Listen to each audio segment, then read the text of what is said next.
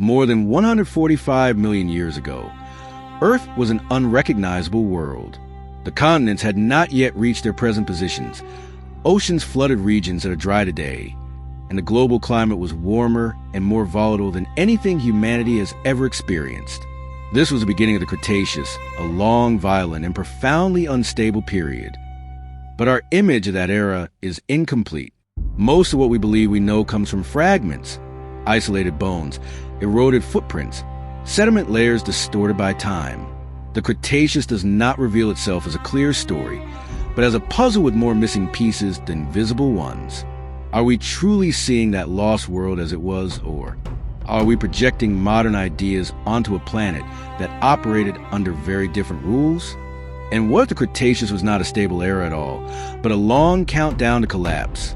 What is certain is that this period was not simply the age of dinosaurs. It was a planetary experiment, one pushed to its limits, where life flourished extremes just before vanishing. For much of Cretaceous, Earth had no permanent polar ice caps. Forests grew where frozen tundra exists today. Sea levels were so high that vast portions of the continents lay submerged beneath warm, shallow seas. The planet breathed differently. The atmosphere contained extremely high levels of carbon dioxide, creating a constant greenhouse effect. Yet this heat was neither uniform nor stable. Recent research reveals abrupt climatic pulses, periods of extreme warming followed by sudden cooling, that reshaped entire ecosystems without leaving obvious traces until now. This was not a calm world. It was a planet under tension, where small chemical shifts could trigger global collapse. A system that appeared stable on the surface, yet rested on a fragile balance. While dinosaurs ruled the land, another revolution unfolded quietly.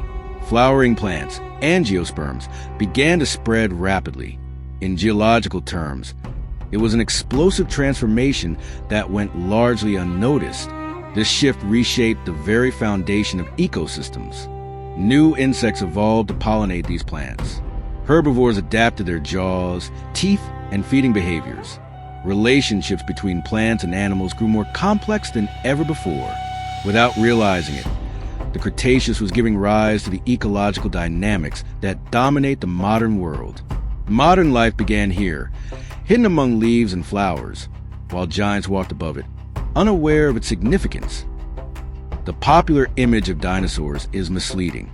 Not all were slow, clumsy, or solitary. The fossil record reveals complex behaviors, migration, parental care, and coordinated hunting strategies.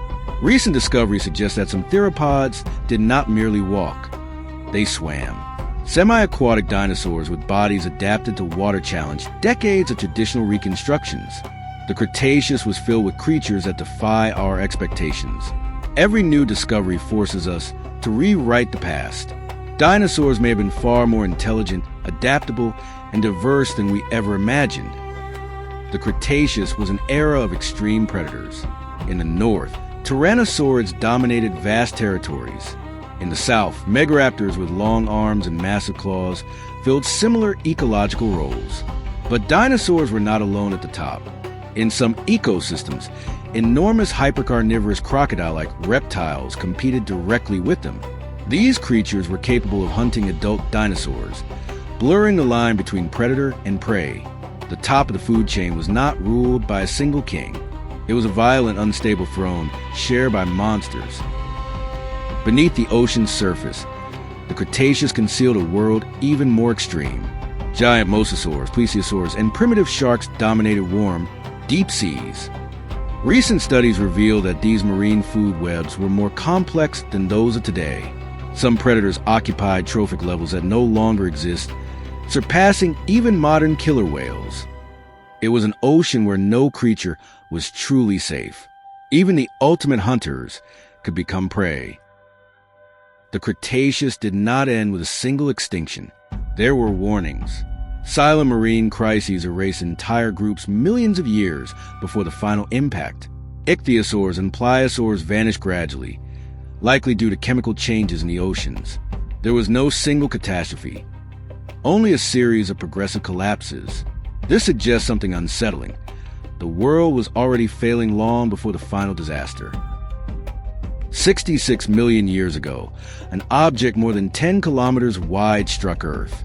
The energy release was beyond comprehension, equivalent to billions of nuclear bombs.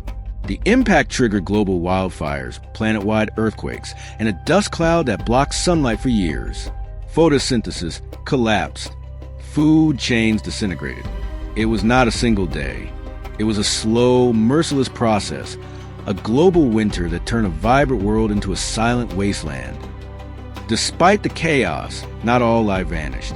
Small mammals, early birds, turtles, and crocodilians endured. Some survived because of their size, others because of nocturnal habits, others simply by chance. Survival was neither fair nor logical. The extinction was selective, unpredictable, and ruthless. Today, we know only a fraction of the species that lived during the Cretaceous. Most left no fossils, or have yet to be discovered. Every new finding contradicts previous certainty. The Cretaceous does not become clearer with time. It becomes more complex.